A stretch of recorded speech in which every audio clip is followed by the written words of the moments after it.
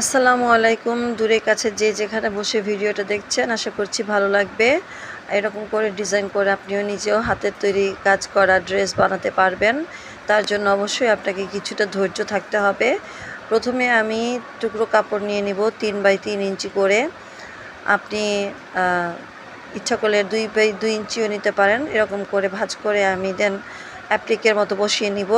এরপরে আমি এখানে আরেকটা কাজ দেখাবো, যেটা আপনি একটু আগে দেখতে পেলেন।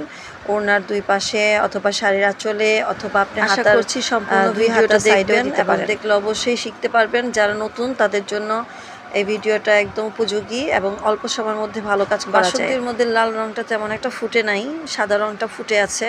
এই জন্য হয়তো আপনারা বুঝতে পারছেন না।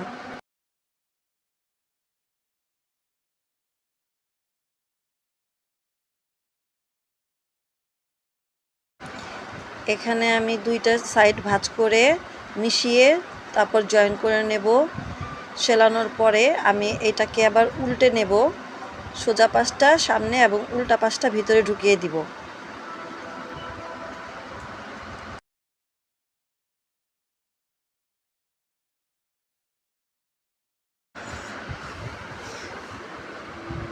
কেচির আগাটা দিয়ে আমি একটু কাপড়টাকে সোজা করে নিলাম, আর সাইডগুলো মানে কিনারগুলো আমি মুড়ে নিচ্ছি, যেন সেলাই করার পর ডিজাইনটা সুতা বের হয়ে না থাকে। সেই জন্য অনেক কাপড়ে সেলাই করতে হয় না, তো এই কাপড়টা সেলাই করতে হয়েছে, কারণ কাপড়টা কাটলে পরে অনেকগুলো সুতা বের হয়ে থাকে।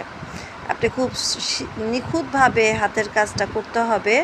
আমি দেখানোর চেষ্টা করছি। এরকম একটা ফুল হয়ে গেল। আমাদের দেশেও এরকম বাসন্তী কালার, হলুদ কালার ফুল পাওয়া যায় মাইকের মতো। তো এরকম ফুলের মতো হয়ে গেছে, আমার কাছে দেখতে খুবই ভালো লাগছে।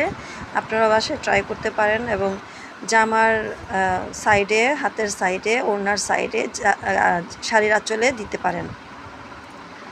খুব সুন্দর একটা কাজ।